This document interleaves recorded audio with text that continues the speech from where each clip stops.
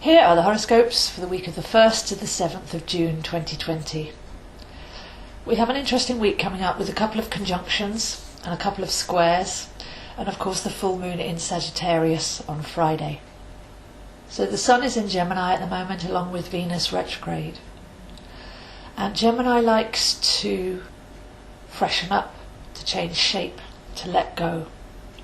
And this is an energy that we can definitely harness as we're being revitalized at the moment and letting go of the past, the density, not dragging our story forwards, but really getting light and bright and strong so that we can flow into the potential of what the future holds and what we're creating.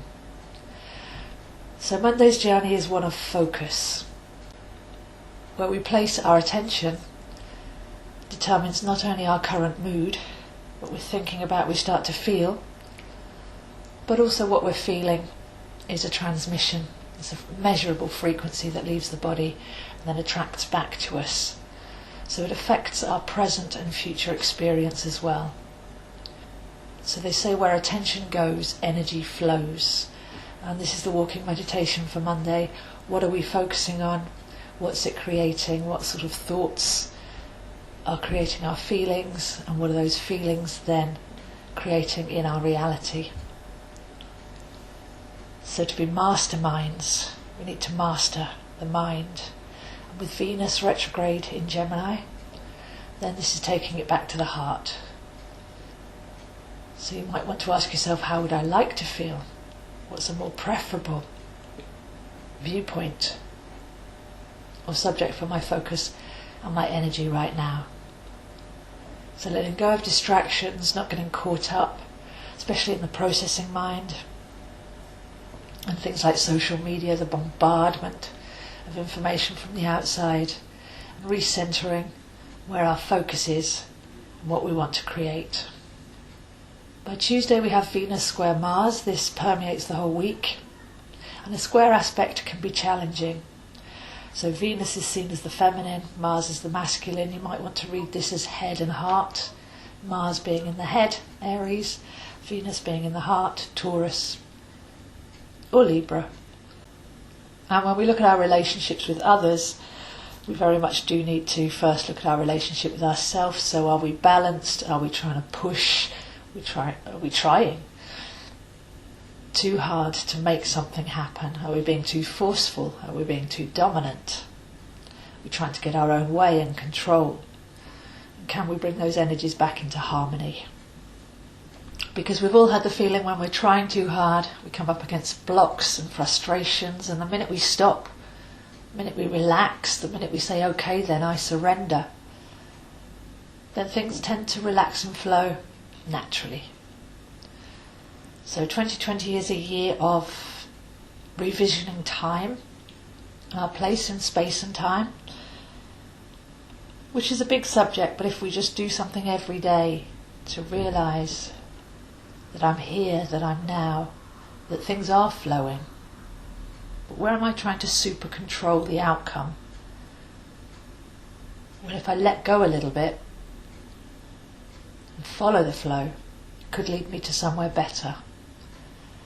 So a lovely balance of masculine and feminine there on Tuesday as Venus squares Mars. On Wednesday the Sun meets with Venus retrograde, asking where is your happiness? When we revisit simpler times, we realise that we overcomplicate life. We take our current view of ourselves and life itself too seriously. Gemini is a very young and playful sign, so it's time to connect back to that youth, that simplicity, playful happiness, and to dissolve some of our view of just this current moment and where we are, to achieve the perspective, a broader range of a time scale, and our ability to choose a path of less resistance. When we do this, we realise that most of our resistance and frustration is in the mind, trying, having a plan, forcing it to happen. Very much the theme of this week is observing the natural flow once we stop trying. By Thursday, I feel that we continue this journey of observing time, our timeline, our perspective, and where we are now. And we can ask ourselves, really, is patience a virtue? Because we're told that it is, and yet patience has within it a tone of waiting for something to happen. And that's not where we're at right now. One of the big life lessons of summer 2020 is to recenter in the present moment. Letting go of the mental desire to plan and try to control the future through our thought processes. And coming back to the heart with Venus retrograde in Gemini.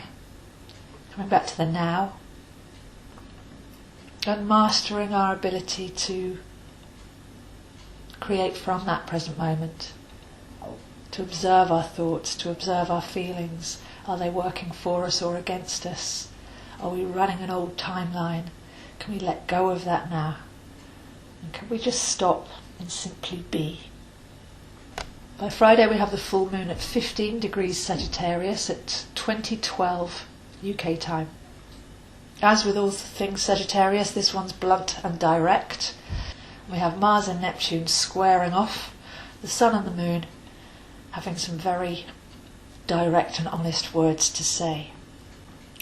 Change comes from within, and there are significant astrological moments this year. We're heading to another grand conjunction on the 30th of June, where Jupiter and Pluto retrograde will meet again, taking us back to that last conjunction on the 4th of April. The 4th of April was saying, let go of the density of the past and raise up your power. And now we're taking towards another conjunction, which is showing us how to apply and embody that power, to make that our reality. So the full moon in Sagittarius. Sagittarius is ruled by Jupiter, and Jupiter is retrograde at the moment. So here we realise that it's in the eye of the storm where we can find momentary peace. We can recenter to our core power, create a sacred space, and be fully authentic in where we contribute our vibrational energy. And like I say, none of this can be done if we're caught up in the distractions of the current world. So finding the eye of the storm, not trying to change the world, going within, take a breath, review, recalibrate. It's from here that we can decide how to proceed authentically. And these are not passing horoscopes that will be gone next week. This is being schooled into a whole new way of living. So this is to be taken on a very deep level and applied with discipline. By the weekend we have Sun square Mars, seemingly at odds, but they're asking us to consider where we place our soul force energy. So part of this slowdown has been that we were giving our energy away and our time away to a work scenario in a fight, flight, survival belief that I need to do this in order that I can get money, in order that I can survive, etc. And all of that is changing now. So that's our Mars energy, where I take my soul force energy and direct it. But it can be very now and reactionary. Whereas the Sun is your soul force energy over lifetimes. So what's it really worth? Do we value our energy? Where are we going to place it going forwards? None of us are going back to how we were. We're being taken off the wheel, off the conveyor belt, out of the rat race in the year of the rat. But we do need to view our life with perspective in order that we can respond thoughtfully instead of just react. Not getting caught up in the current drama or lost in past experiences, but emerging as free beings, taking back our sovereign power with discipline and vision. So while the Sun travels through Gemini and the full moon is in Sagittarius, we start to realise that wisdom is knowledge applied. We can know a lot of things, but unless we know how to apply them, then we're not really getting the most benefit from that knowledge. So Sagittarius is the wise one with the big view. Gemini is the processing mind that's living in the current timeline. And as these two come to fullness, full moon in Sagittarius, with Jupiter, our sovereignty, taking us back to realise where we've been giving that away and where we can reconnect with our power, then this whole week is a recalibration. Master mind, master heart, master soul. Because like I say, nothing is going back to how it was. This is the new way of being. This is the current workshop, showing us the changes that need to be made. Very much about perspective, liberation, freedom, and living in a more empowered way. So if you'd like to see where this is happening for you, I am available online. So do contact me, zoehines7@gmail.com. In a reading, I will introduce you to the archetypes in your chart. It's like a soul retrieval to go and gather all those parts of you back. There's an element of learning your chart as well, so I do incorporate aspects of coaching or tuition within a chart reading so that you're enabled to carry on learning for yourself. If you'd like to learn one-to-one, I do offer lessons.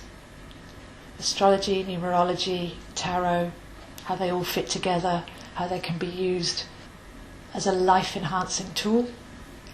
And I post daily on Facebook at AstroZo, on Instagram at ZoeHines7. These are all written up on my website, astrozo.com, with a list of all my services. And these videos and more are posted on my YouTube channel, Zoe Astro. So it's time to be still. It's time to observe the mind, recenter to our core, view our lives through a bigger perspective, and reclaim our power and learn how to embody this going forwards so that we're living from a sacred space that we're the master of. So those are the horoscopes this week, and I'll see you next week.